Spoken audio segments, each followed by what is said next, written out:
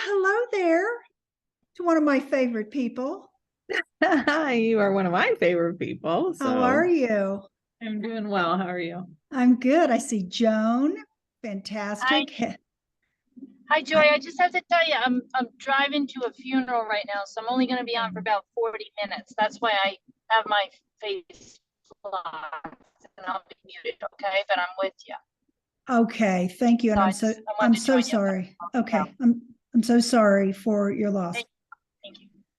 Um, Dee's here, Heather's here, Kathy's here today. She had a power outage yesterday. She let us know, and so she's back on. Here she comes. So we're early. We're gonna hang out here. It's only 11:59.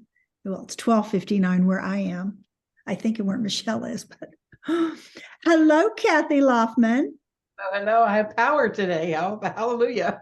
The power is on. That's great. That's great. All right. So we'll just I'm going to give everybody about 40 seconds just because people leave one meeting and need to quickly join this one. So, or get a glass of water, run to the bathroom. So I'm just going to hang out so I don't have to repeat too many things. So, all right.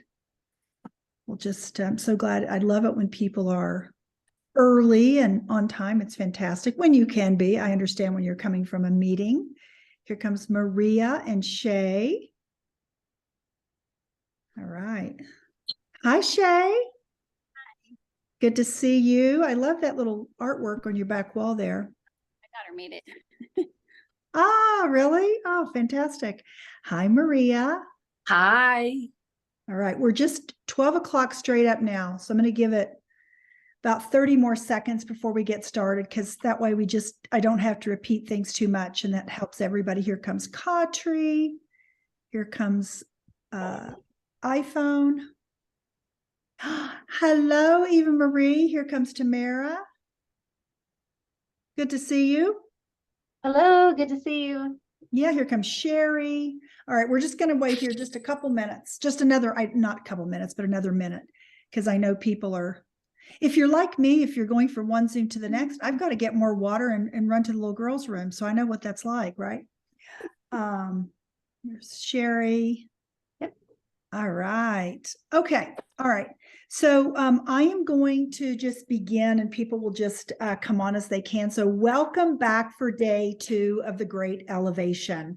And a couple just quick, and if you can, when you're listening, and I'm just to keep a clear recording, if you could just mute yourself when I'm talking. And of course, there will be plenty of time to ask questions. I always open it up at different points throughout, but we are doing we do a recording. Now, real quick, a little housekeeping here.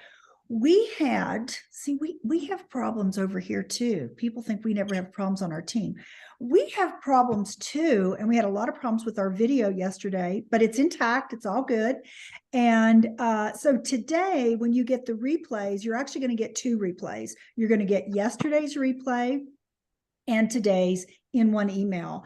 It was all ready for you guys this morning. And then I said to the team, no, we don't want to send out 2 emails today. We only want to fill up their inbox with 1 email. All right. So somebody is not on mute. I'm trying to see who it is, but anyway, we'll figure that out. All right. So a couple things. So we talked about, you'll get your recordings this afternoon for both. I hope everybody has their workbook. If you don't have your workbook, please put in the chat. Kathy can send it to you. We talked about the muting. So what's today about? If you look at your workbook, it says facing fears and finding freedom, right? Facing fears and finding freedom. Because here is the truth, ladies. If we are living in fear in one or more areas of our life, just one area really, it holds us back from our living in full freedom. Okay, living in full freedom. So facing our fears is something that's very important. And why do I bring this up for day 2? Why is it I promise you, I have really worked hard on preparing a great workshop for you this week. And it's not, the order of these workshop days is not random. We talked yesterday, and we're going to go back to the diagram from yesterday because it was so powerful. And we got so many messages about how it helped them really identify with where you are right now. I want to review it again. But when we start dreaming and we start reimagining and we start thinking about living a more aligned and elevated life, right? What happens? Well, fear starts to creep in. And I want to share something with you. Fear is a natural partner to creativity. Did you know that? Fear is a natural partner to creativity. You have to remember that. And maybe you even need to write it down and put it over the coffee maker or something. So when we have fear, or when we have creativity, and when you start dreaming, and when you start imagining, and when you start thinking about how some part of your life could be elevated to a new and more exciting level, you've got to know that fear is swooping in. It is coming right in. It's like, here's your, this is my right shoulder. If this is your creative side, as soon as you get a creative thought, fear's here and it's coming right in. So that's why we need these elevated principles, these elevated rituals, these aligned things that we think about to keep us really clear. And I'm going to give you a quick example.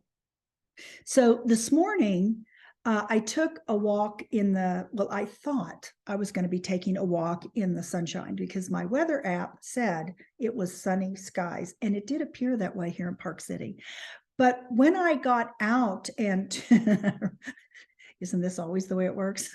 When I got out into my walk on the trail, I was a little too far away from home, and it first started to sprinkle, and then it started to rain, and then the sun came out, and then it started to sprinkle again. And that's what happens when you are in the shoulder season or the muddy season in the mountains, right? It's that period. And if you think about it, it's kind of like that place when I show you the diagram between the ego and the soul. You're in the middle and there's this disconnect, right? So you've got to be ready for anything when you're definitely this time of the year in the mountains, because it can be raining 1 minute, it can be sunny 1 minute. But here's the thing. I never lost my peace, my hope, or my joy while I was on that walk. I didn't get upset because it was raining. I didn't get upset because it was sprinkling. I didn't get upset about any of those things. Why? I might have been a little disappointed at times, because maybe I didn't have on the right jacket with the hood that I needed. But the point is, I maintained my peace. All right. And that's part of what we're talking about here. And it's part of what we're going to be talking about tomorrow. We're actually going to set up your aligned and your elevated practices. And if everyone could just make sure they're muted, that would be so helpful. And I know it sometimes we forget, but if you can, because it helps us for the recording. Thank you. So here's the other thing I want to share with you, because maybe you think, well, it sounds like Joy everything just works out, and everything's just fine. Everything works out and she doesn't have any challenges. But let me explain something to you. Yesterday, let's just talk about yesterday. We had trouble with day 1's video uploads and the edits. So you didn't get it yesterday, but you're going to get, again, both recordings for today, yesterday and today, this afternoon in one email. That's the first thing. It was a little crazy. And, I like to keep my commitments. I said, we're going to send it on day 1. And we couldn't do that. What else happened yesterday? Well, it appears that I did not know this, but as I was getting ready to make a purchase with my business credit card, I opened my wallet and guess what? I lost my business credit card somewhere over the last 3 or 4 days. So I retraced my steps. That took a lot of time, but the bottom line is it was not in none of the places where I had been. So I had to cancel it. They'll be delivering another one. But we have so many accounts that automatically charge us every month for our services, the things we need to run our company. So all that will have to be done, right? Was it frustrating? Yes. Was it time consuming? Yes. Did I have a lot of other things that I was planning to do? Yes. But I never lost my peace. I didn't lose my joy. And I never allowed anger or worry or anxiety to overcome me. Why? Because I'm really practicing what I'm sharing with you. And I want to go back to the diagram that I shared with you yesterday, because I think it's important to look at it again. I know we got so many messages of how much it helped you. So let's go back to that and look at it before we get into our talk about fear. I'm assuming everybody can see this. Can everybody see it? Give me a thumbs up. Yeah, perfect. So let's go back and look at this stage here, this elevated thinking and this earning and yearning. You know, Brene Brown recently coined the earning. Earning is obviously what I have called it, but she coined it the armor. The armor. She calls this stage of our life the armor, and the armor is holding us down. It's weighing us down. It's keeping us from moving into what's calling us once we get to a certain level in life. And she really, you know, and I didn't go there yesterday, but I could have. She really lays it out. She says, look, when you're at the 50 mark, you're halfway there. The first half is done. So how are we going to do the second half? You know, and one of the things that I didn't talk about yesterday, partly because we ran out a little bit of time and I didn't want to go over, is, you know, on that same level, if you think about, I want you to think for a moment about things in your refrigerator right now that have an expiration date. Do you treat those items differently than the things that don't have an expiration date? Well, sure you do. I do. You do. Why? Because we paid for it. We don't want to lose the money. We're going to use it. We're going to use that first. We're going to make sure we use that. This is in this example, because we don't want to lose it because we paid for it, because it's going to expire. Well, along the lines of what Brene Brown was talking about is we all have an expiration date. So how are we dealing with that? None of us know when it is, obviously, but let's start to pay attention to this. And that's what we're here to talk about. So why, and what she talks about, and I said it was a disconnect, and I'm sharing with you the way she describes it, because we all are unique. Every woman on this Zoom is unique. And I want to share it in as many ways as I possibly can so that you have different ways of looking at it so you get it. And my way might be good, but her way, what she says, might even sink in better. But she talks about the disconnect as the unraveling. It's this, if you think of this big ball of yarn, it starts to unravel, right? And that's, you know, that's why we feel some of this exhaustion, and this no amount of rest can really fulfill us, because we've got this unraveling going on, or this disconnect. And why is it challenging? And then I'm going to open it up for a second for you to share. Please put your comments in the chat. Would love to read the chat. I don't have it open right now, but I will in a few minutes. But let's look at this. The ego, and the way most of us have lived all of our lives up until now, is what? Achievement, going for it, ambition. You go, girl, atta girl, drive, hustle, right? That's just been what we've done and who we are, and especially if you're raising a family. But now let's look at the soul and take in the words, take in the meaning, the feeling of what the soul's calling is, that yearning. It's a totally different feeling, isn't it? It's the call. It's the call to do what? You know, like Shay said yesterday, what if I'm not sure? Well, we're going to I want everybody to keep thinking about that, about what's calling you, or I'll give you some different questions. Like, you know, in the next 18 months, what is it that I will regret if I don't do? You know, in the next, I'm just throwing that out. In the next 18 months, is there something I'm really going to regret if I don't take action on it? You know, and be present to write down what that is. But the call, the undoing, it's kind of like Brene Brown talking about the unraveling, right? The undoing. Because if we're going to give in to the soul's calling, the yearning, there will be some undoing. I had to do some undoing in my life and in my business to achieve where I am right now. Was it all pleasant? No, the undoing of anything can be challenging, right? But it was so worth it to me. it's so worth it. And that's where this reimagine and realignment comes in. So why don't we move easier? And why is there this disconnect? Well, here's why. Life starts happening. Okay. Life starts happening to us. And I'm going to stop the share now because I think we're good. I want to re-show that to everybody. Life happens, and so we might dip our toe. See that lake behind me? That's Mirror Lake here in Utah, one of my favorite spots. We might dip our toe in that lake with this yearning, soul's calling, and then immediately when we dip our toe in, it doesn't work out right when we first do it. So what do? We run back to our comfort zone. What's the comfort zone? It's the earning. It's the ego. We're always getting gold stars there. That's what people know us for. Why else are we not able to just step right in to that yearning, that soul's calling? Because if you're not careful, you'll share your soul's calling and your learning and your yearning with someone who doesn't support it.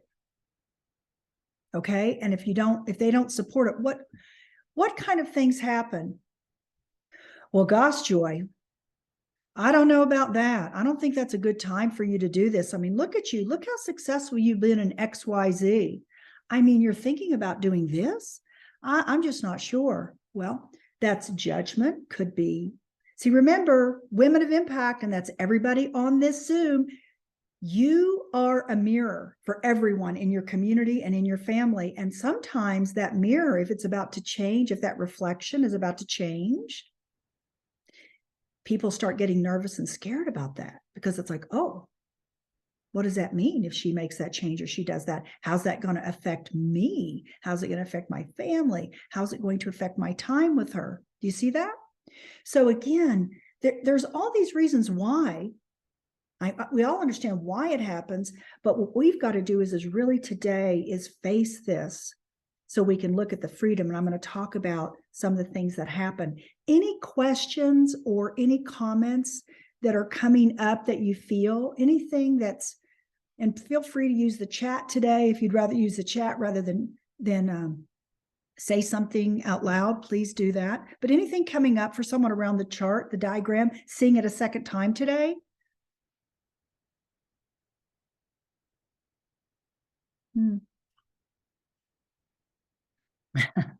Yes, Dahlia, and then Sherry. Hi, so in looking at the chart, so I'm over 45, but I'm not so completely successful. But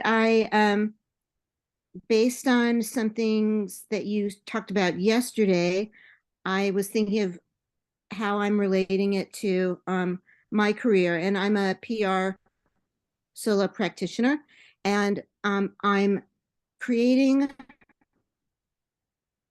a new niche within my practice. So that's the newness. And it occurred to me, I am going to be having to give up something in order to specialize in the niche. And so, as you know, I do some PR for our lovely and wonderful Gail Shembaum. So just case in point, when I present my new niche to the public, my other clients are going to find out. And so I just kind of got a little ping of anxiety, like, are they going to think that I'm doing less or not being an expert in what I'm providing to them? So I just started thinking, how am I going to convey that out to them? Oh, beautiful example. Beautiful example from Dahlia. Because and maybe Gail's on this call. I don't know. Hi, Gail. No, I'm not sure she's here today, but the point is, and by the way, you started first. I just want to say you started first. I don't remember exactly. I'm going to paraphrase about I'm not all that successful. Okay. We want to take that right out of our vocabulary. You own a PR business. You know how many you are part of the 3%. You're only 3% of the people in the I don't remember if it's the US or the world that own a business. So you're way ahead of the crowd. So let's just move that right out of our vocabulary. But you see that tiny voice that Dahlia was. Yes. So thank you for sharing it, how that came in to maybe create some tension. And it can become so strong then we Yes. don't even take action. So we're going to move through that. I'm going to give you some things to think about, but I so appreciate you being so transparent because it helps everyone to hear this. Our mind, and everybody talks about nutrition for the body, which of course is important, and we talk about movement, and we talk about all these things that we should be doing to stay healthy. But I will tell you that flexing the mind and taking care of the mind and doing work on the mind every single day is as important as all those things. Actually, it can be, I won't say it's a little bit more important, but it can be, well, your mind is actually going to be the thing that determines whether you actually do the exercise. Your mind is going to be the thing that actually determines whether you do make a healthy choice to eat something nutritious. So we have to work on the mind, and we're going to just keep talking about that. Okay, so let me get back to, and Dahlia, if you can mute again, that would be great. Mm-hmm. Thanks, everybody. That's so great. Let me get back to, why, Dahlia's example was perfect as to what starts to happen when we start dreaming. See, she had that idea for this niche in her PR business, and then see that fear, I talked about it earlier, swoops right in and says, well, I don't know about that, Dahlia, because the other clients, what are they going to think? So, and this happens to all of us. She was just being very transparent, and I appreciate that. So a couple things you want to ask yourself, a couple questions, and then I want to get into something I call the fog principle, and I think that's going to be helpful to us. And that is, when you have those fears, or when you have something like that comes up, what might I be wrong about there? What might I be wrong about? This is what I'm thinking, but really, is it possible I could be wrong about that? The second question that you want to ask yourself, which all of my clients who are here will be shaking their head because they hear it all the time, and that is, what am I pretending not to know? What am I pretending not to know about this situation? And sometimes, what you're pretending not to know, can be that when you try something new, here's something, when you try something and you're really living into what your yearning is for and what your soul's calling is and what you're feeling, when you take an action, another action's going to happen, right? We just know this from science. An action begets an action. So as soon as you take an action, another action's going to happen. And you know why that's so important? Because it actually helps you with fear, because you start to see how it's going to develop, how something might develop, how something else can happen. But as long as we sit in this idea of all the things that we think could go wrong and we don't take the action, we never find out how things can develop, right? I'll give you an example. When I started my business, this is my second company. When I started this business 18 years ago, I found a list in a drawer of 30 women's names. It was stapled together, typed up, I know, can you believe this, in a Word document, and it was in a drawer. And I had started this business. And so these were 30 women that I had addresses for, but I did not have their email addresses.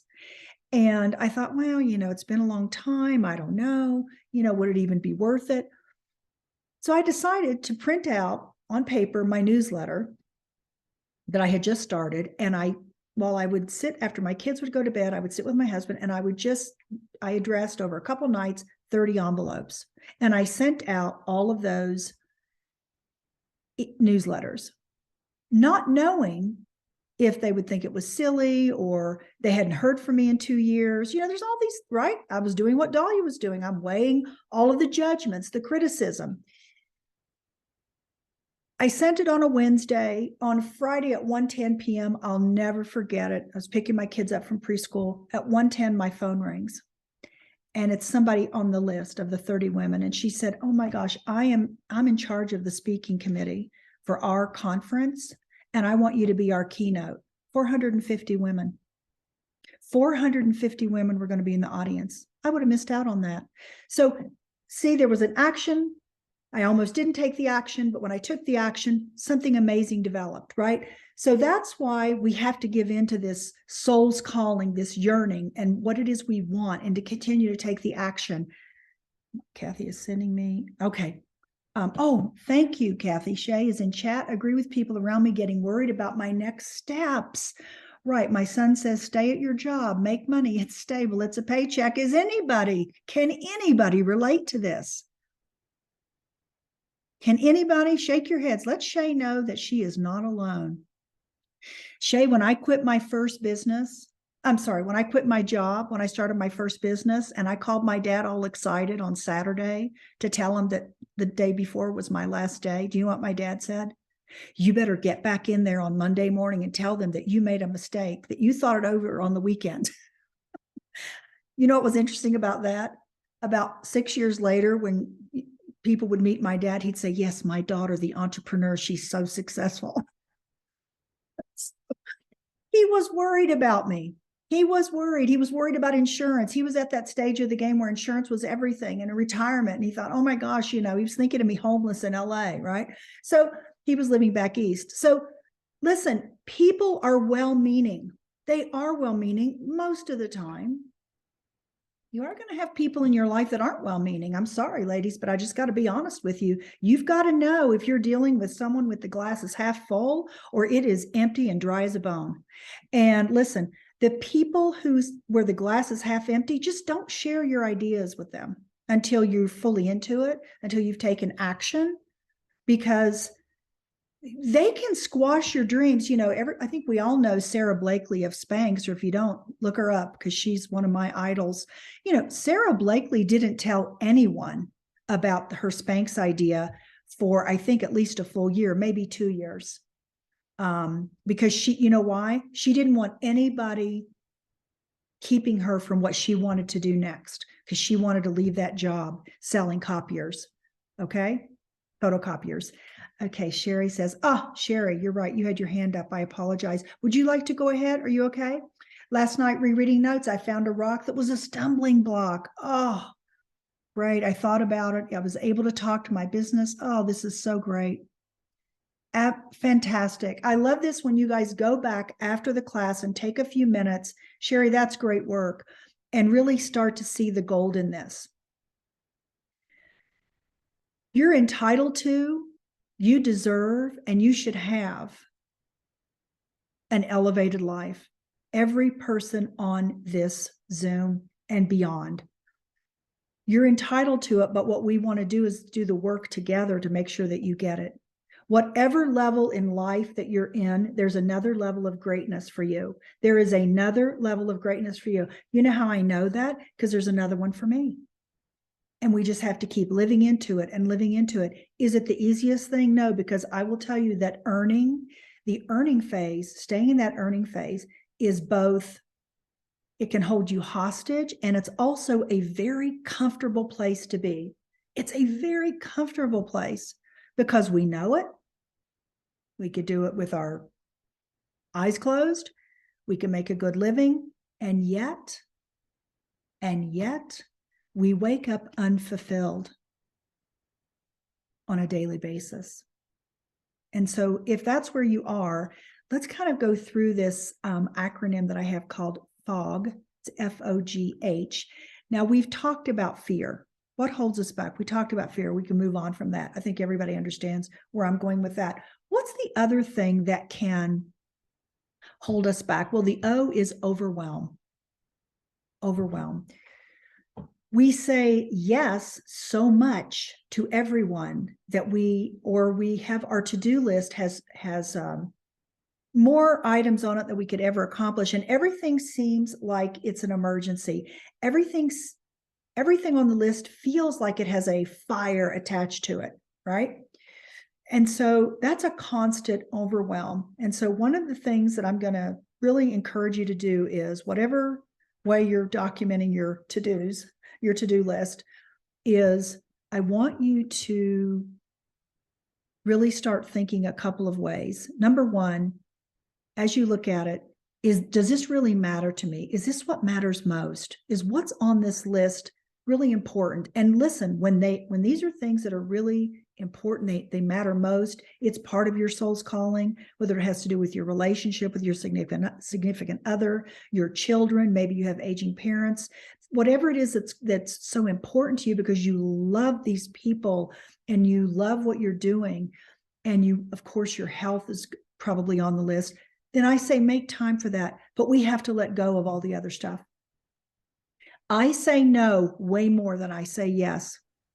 A lot of things are a hard no for me. When you're living and aligned in an elevated life and you have elevated thinking, you're going to say no more than yes, because you're going to be really clear on what your priorities are. Does it make everybody happy? No. Do you think, I'm going to be completely transparent here with you.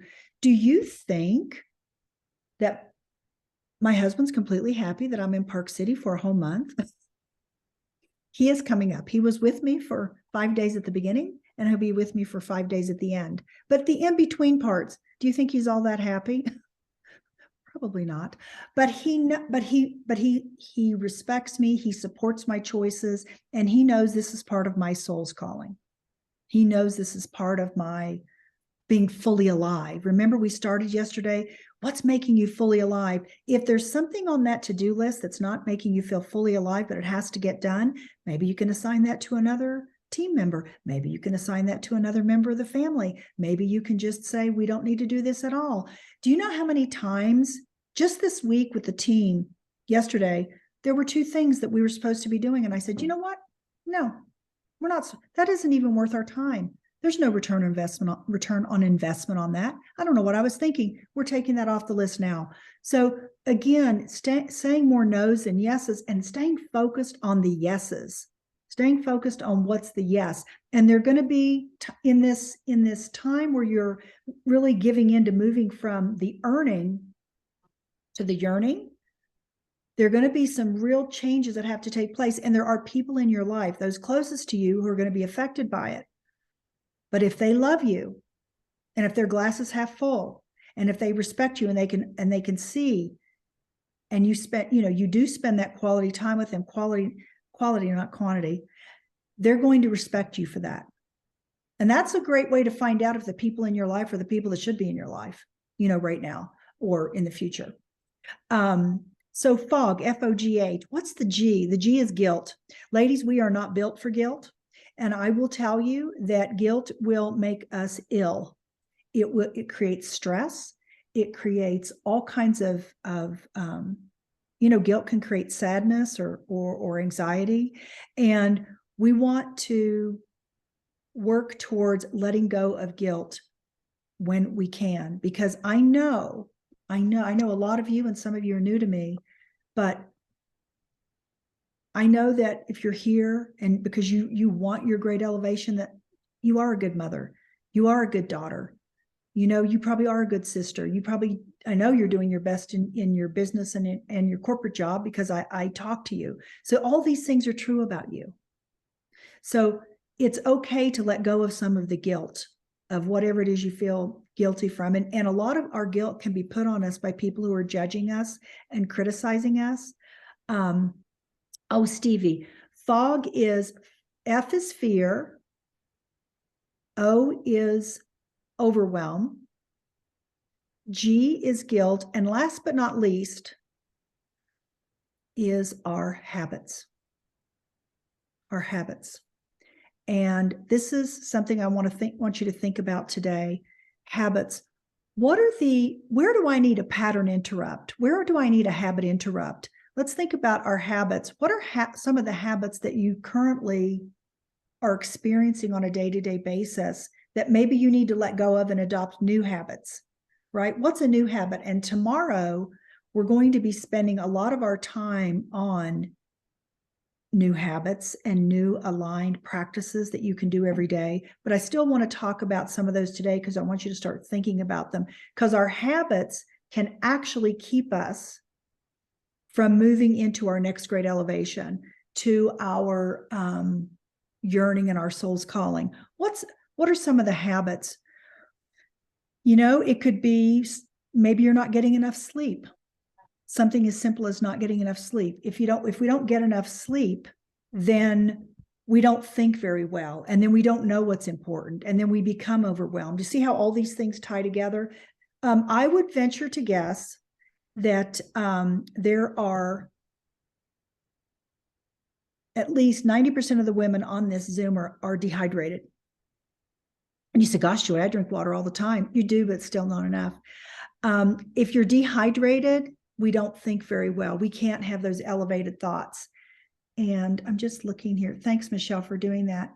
Kathy said we had something in chat. I'm sorry, Kathy. I just don't see it. I apologize. Maybe you can share it with me in a text. But thank you. Sleep, stopping for others when I shouldn't. That's great, Stevie. So again, that's the saying no, right? That's the saying no part. Some of these things that are keeping you are so simple. And that's what I love about this. You're going to see how, boy, if I just make, I'm always talking to my clients about, let's say we're here. We think in order to change our lives into a way that's more aligned and elevated and living into our next greatest version of ourselves, that we have to go like this. Like the change has to be like that, right? It doesn't. The change has to be this. Look at me. It's a 15-degree shift. It's a 15-degree shift. If you make a 15-degree shift in some of the things that I'm sharing with you, you are going to see tremendous changes in how you think. You're going to see tremendous changes in how people react to you, which could be good for your business or if you have a new idea. You're going to see tremendous changes in your relationships. There's so much that is going to happen. And I want to talk for just a couple minutes about the narrow path. The narrow path. I am on, and I think when we are living an elevated life and we have elevated thinking and we want to be aligned, we're on a narrow path. What does that mean? So the wide path, if you think about a little path that you're walking, and then you think about this big, wide field, open field, everybody's in the big field. Everybody's out in the big field, and everybody's just doing whatever, whenever. They're overdoing it on digital devices. They're eating, they're not eating healthy. They're eating foods that are not helping them think better. They're staying up all night on their digital devices. They're, they're saying yes to everybody. And they're not saying no to things so they can really focus on where your next greatest impact is, right? This is what happens. And so I'm choosing, and as I told you yesterday, I've had more peace, more joy, and more contentment than I've ever had, maybe in my life, but certainly in a long, long time. I'm on the narrow path. And the narrow path is I'm going to create habits in my life every day that help me to feel fantastic and help me feel good. So I can do what? So I can serve out my legacy and what's calling me, what my soul's calling is to help other women. It's such a great calling I have on my life, and to help more women find joy every day. But if I don't stay on this narrow path, I can't help other people. So I want you to start thinking about some of your habits that you have every day, whether it's staying up, too late, not drinking enough water, or so you're not getting that 8 hours of sleep. Thinking about, I really do believe food is medicine. I've come to learn that in the last couple of years. I don't know that I believed that. Wasn't that many years ago. I don't know if I really thought that was true, but I will tell you that food is medicine. And I know how when I eat differently, I feel differently. Forget how you look. That's not what I'm talking about. I'm talking about food is medicine to really help your internal voice and your brain and everything work better so you can be optimum. And here's the other reason why you want to do this. Listen closely to me. Don't miss this point. When you adopt habits that make you the very best you can possibly be, you will have so many clients and so much business that you won't know what to do. You know why? Because people on the narrow path are different. We are different. We're not like everybody else. And they're like, wow, I don't know what, I'm just looking at Shay. I don't know what Shay's doing, but whatever she's doing, I want more of it, right? Or it could be Sherry or Dahlia or Katri, or it's just, I just wanted to share this with you. There are so many benefits to this. And when, listen to me, when you create these new habits, You will think differently. And when you think differently, you will see, it will become very clear to you what your calling is. My calling, where I'm supposed to be, where I'm supposed to go. Will it be easy? No, it's not. To live as a woman of impact who wants to just be at your highest level of greatness at all times. It's not easy. Why? Because everybody else is on the broad path. Remember that. And people on the broad path want to pull you in. They want to pull you over, pull you in, and say, come with me. And they want to wreak havoc with it. But remember, you're a mirror for those people. Does this make sense? Now I'm going to stop for a minute. Anything coming up for anyone around this, the fear, the overwhelm, the guilt, and the habits. And I'm going to tell you about a few habits that I adopted in my, I guess you would call them, for my business and to get my mountain home, that were not easy to do. But first, what's coming up for you? Anything coming up for you that you'd like to share? If you could raise your hand, then I know who to pick. Yes, Sherry.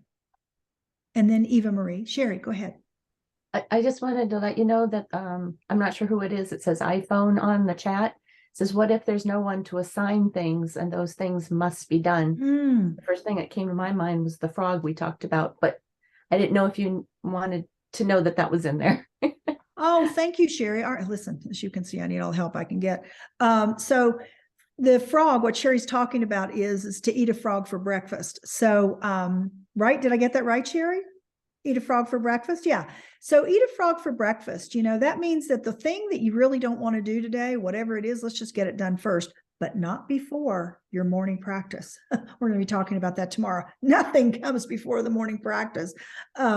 But eat a frog for breakfast. Do that most difficult thing. And I will tell you something else. Hang on. You need to, if you really feel like there's something you can't drop or no one to delegate to, this is where you've got to have your blocking and your batching, where you batch things together and you do them all at once. Like if I've got errands to run, I batch it all together and I do it all in one afternoon. I don't just go here, there all week long. That's a total waste of my time, a waste of my superpower, a waste of my genius. By the way, every woman on this Zoom has superpower and genius, I promise you. Now, Eva Marie, I think you had a question. Oops, I think you're muted, maybe. I think you're muted.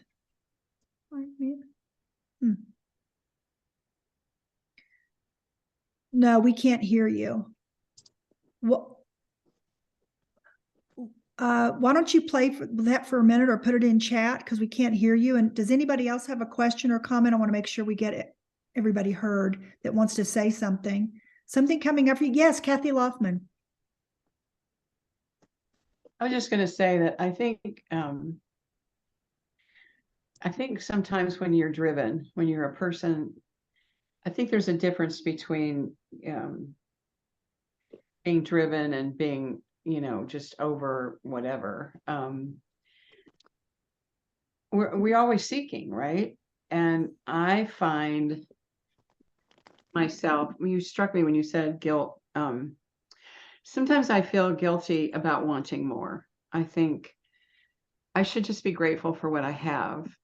There are people out there that would love to have what I have. I mean, I always say, I don't have a Cinderella story. I mean, there's nothing wrong. I'm not trying to escape anything, right? It's like, nobody's being mean to me. Nobody's making life miserable for me. And yet I want more. And so then I start saying, well, you need to learn to be content. And I'm thinking, sometimes I think this idea of contentment is at war with our higher self. And I know I struggle with that because I think I have this great job, I have a good income, I have insurance, I have all these things, right? Why am I not content with that? Because I know that's not what's intended. That's not what's intended for my next season. And so but I do think it's a battle, Joy. I think you're spot on. And I think guilt is part of it because we start feeling like I should just be grateful and thankful for what I have and quit this nonsense of thinking I need to do more because sometimes it's not more, it's just different. You know, it's that whole thinking of, it's not that I want more, it's that I want change, I want growth. And I think that's those little shifts in how you see it. But I do, you really, I think it struck me when you said guilt. It's like, I do feel guilty sometimes. I feel guilty for thinking I want my own business. I feel guilty for thinking I want out of my corporate work. And I start feeling guilty about it. I say, it's been good for me. And then I think, wait a minute. We're all entitled to grow. We're all entitled to move forward in our life. And we don't need to do that. So thank you for that. Because I think that's an important part. It is, and I love it. Thank you, Kathy, because I'm sure everybody can relate to this. How many times, think about it, how many times have you sat, I know I have sat alone or maybe with a trusted girlfriend and said, but I should be happy. I have a career, I have a business, I have my health, I have my family. Well, I should be happy.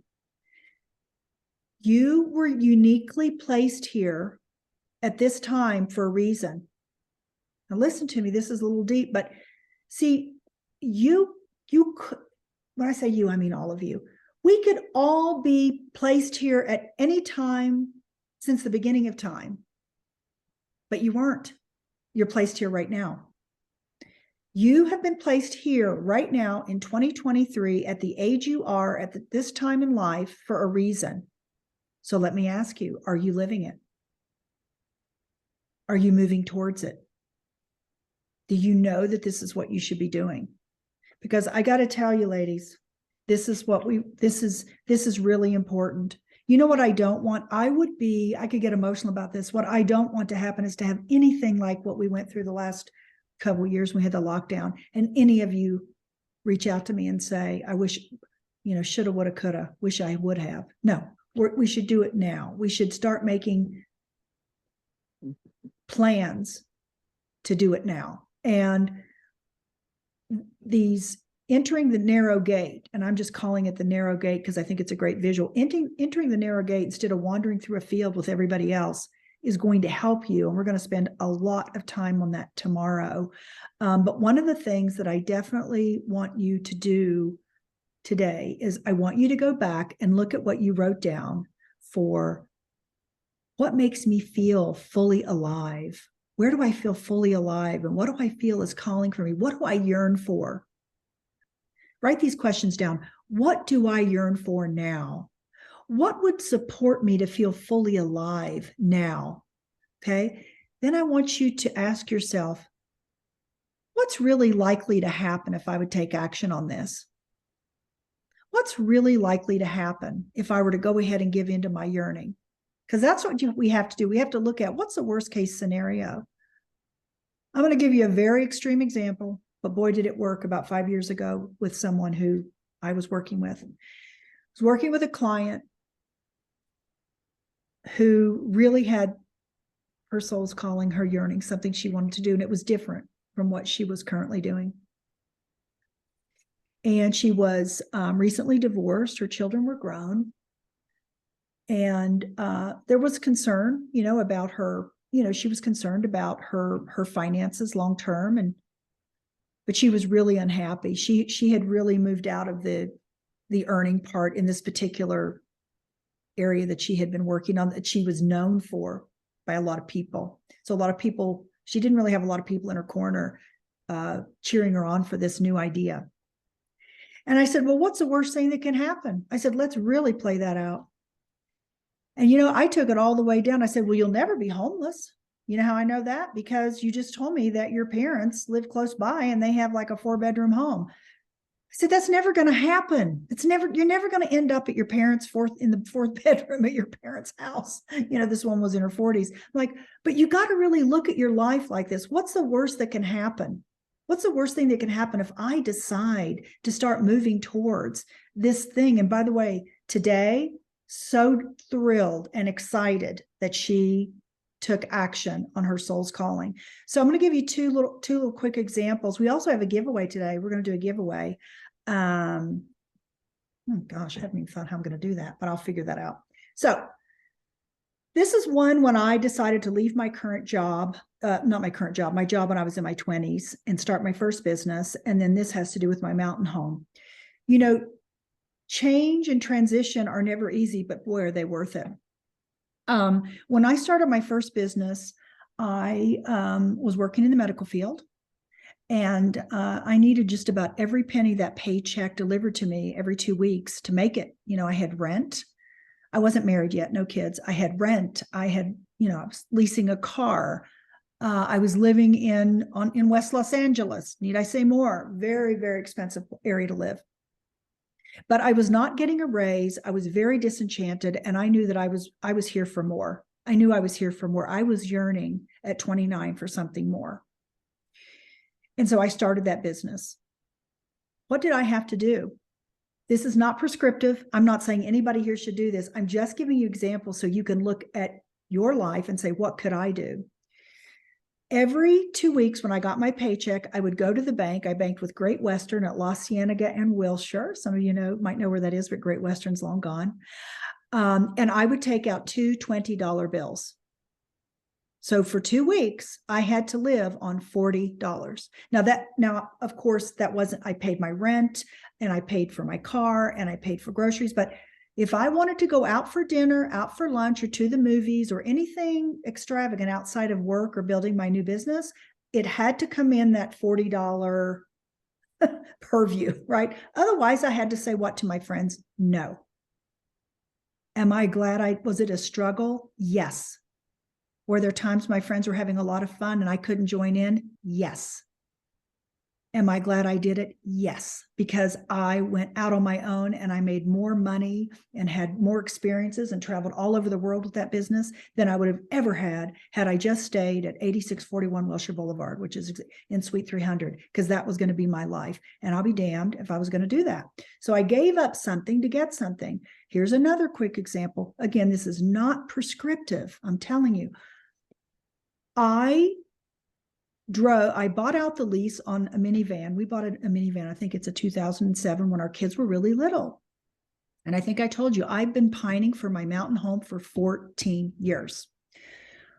And we had kids' college, and my husband had health issues, and we had. You could just list the things.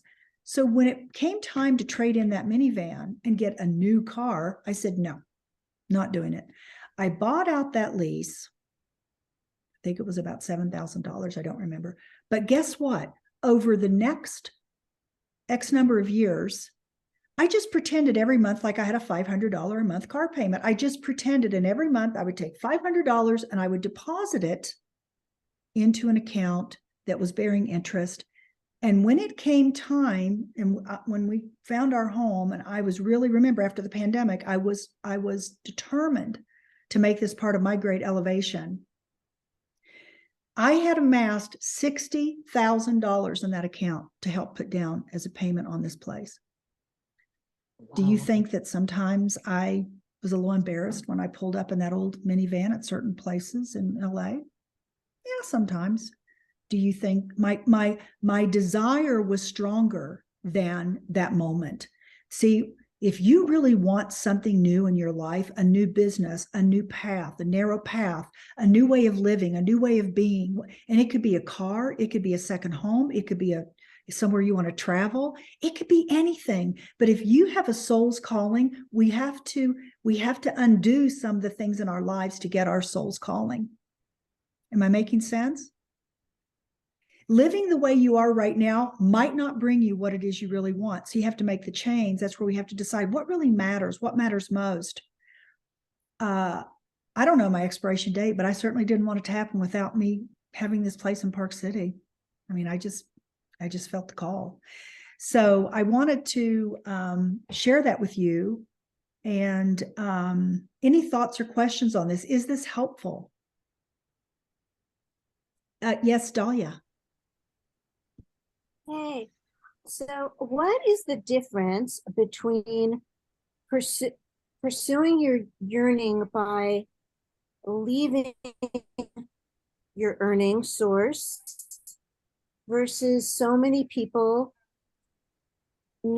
figure out what their yearning is and they take it on as a hobby or a side passion? I guess Great question. Maybe because they feel either unrealistically stuck in their earning, or maybe it's very realistic. They just cannot, there's just no way they can leave their day-to-day job. Great question. I love it. I love that. And there's a period of time where you maybe what you want to move to might be a side hustle. My first business was a side hustle for sure. I didn't just start it and leave. Remember, I told you every 2 weeks I was getting that paycheck. I was staying there because I couldn't afford to support myself. It was only when which was about 18 months later, that I achieved that level, that I was able to walk away. And the other answer to that is some people never move fully into their side hustle full time because they allow that internal voice to talk them out of it. That's the other thing too. Right. I guess I'm saying I personally would have like a blindness to it. Like, how do I tell which one it is? How do I tell if I'm feeding myself fearful thoughts that aren't realistic versus yes might be realistic? Yes. So I would say the way to so one is just your tolerance level for things that we don't really want in our life start to get becomes harder every day to deal with them. Our tolerance level becomes stronger and stronger. We're not able to tolerate it. But also, I would say make sure that when you are thinking about making these changes, that you're talking to someone who is a trusted resource, that has knowledge in this area, that can guide you. This is very, very important. This is where we have to surround ourselves with people who have knowledge in this area, but also are positive, and they champion you and they want the best for you. So that's also very critical for all of us right now. I'm going to hear from Stevie, and then I want to do our giveaway before we finish today. Stevie, go ahead. Hi, Joy. How are you? Hi, everybody. My name's Stevie Sullivan, and I have a question. How can you be clear whether or not you have an addiction to keep looking for your soul work? Because at the age of 73, I'm still in search of and still continuing, and I always think that the last thing that I did was it. So at some point, how do you know you're not hooked on just constantly generating new to make sure that you stay current and, attached and a part of the world out there in the group that you're trying to impact? I mean, that's a real question. And then I had something that I noticed yesterday, but I'll bring that up after you answer. So this is really good. This is really great. I love this question, Stevie, because a lot of people say, well, this is what I think I want to do. And then they dip their toe in and they try it. I'm not saying this is exactly what you did, but we try things for a little while. And then sometimes problems arise, as they always do. And this is where here's how you'll know when you're in your soul's calling and you are committed and this is what you should be doing. No problem that comes up will take you away from it, because you're just so committed to the process. You understand there are going to be issues, challenges, and problems, and you're like, I'm here for it. Just like, I'm here for it. Just like something that came up, things have come up in our business just in the last day or two. I'm here for it. Let's work through it. It's not pleasant, but I'm going to go for it. That's one of the ways. I think you had one more question. We're going to take that, and then we're probably going to conclude because I want to make sure we end on time. Go right ahead. Yeah, I was just noticing yesterday when we were in the meeting that it's very easy for us to look backward at the history of where we were and not necessarily see it with a clear eye and the quality of it other than what you thought the quality was. You know. Yes, right? How about all the things, the memories that we have that where we've rewritten history about how great something was? And in fact, we were kind of miserable during that time. I mean, Stevie, this is very wise. You're very wise. You know, we start to, what we do is we start to backpedal, and that's where we go back. We circle back to earning instead of going forward to yearning, because we start to make stories up in our mind subconsciously. We don't even know we're doing it about, well, that wasn't so bad. I mean, I didn't mind that. I like that. I mean, I could do that again. No, you can't. That isn't even what happened. Ladies, you know that you've done this. We've all done it. I've done it. That's how I can say it. Listen, I only teach these classes because whatever you guys have done, I've made 10 more mistakes beyond you. That's why I feel comfortable in sharing it, because I've been in a worse place than you've been. So anyway, this was such a great call. I love everybody was respecting everyone. We had a great, you know, good time for questions, good people in the chat. So fantastic. So let's do a giveaway.